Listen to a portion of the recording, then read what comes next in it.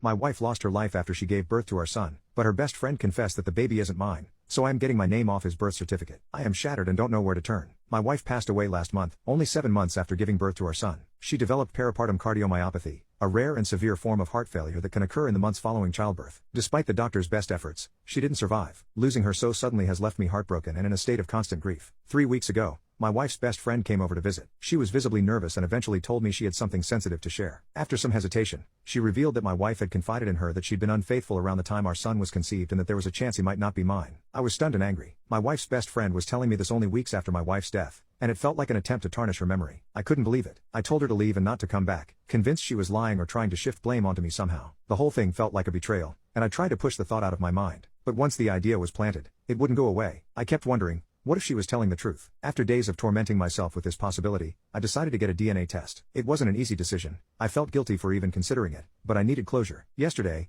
the results came back. My worst fears were confirmed. My son isn't biologically mine. Now, I'm in turmoil. I loved my wife, and I wanted to believe our son was a piece of her and me together. But knowing he's not biologically mine has left me feeling lost and betrayed. I keep looking at him, trying to feel the same bond, but the pain of my wife's infidelity is so fresh, and I don't know if I'll ever be able to move past it. I feel awful even considering it, but I don't know if I can raise him on my own. The betrayal I feel is overwhelming, and I don't know if I'm capable of giving him the love and care he deserves. It's breaking my heart, and I feel like a failure, but I also feel like I'm not equipped to give him the life he deserves. The child is innocent, but I don't think I'd be able to love or care for him as well as I should. Informing the family will be my first step, then contacting the AP, if possible. Adoption is going to be my last resort. Edit 2. So I called her friend. I apologized for my behavior, but also asked why she did not inform me as soon as she knew. She said her loyalties lay with her friend more than me. Okay, fine. I asked her about the AP. She said she didn't know as it was a one-time thing. Apparently, it happened during her work time, whatever that meant, and during daytime as she'd been told. I mean, I'm not fully understanding, but it seems like she effed a guy when she was supposed to be working. Many of you are suggesting I go through her phone or other social contacts, but I don't know any passwords. I never doubted her. We weren't controlling of each other and had and given plenty of privacy. The next step is informing the family, both mine and hers. I'm adding another thing.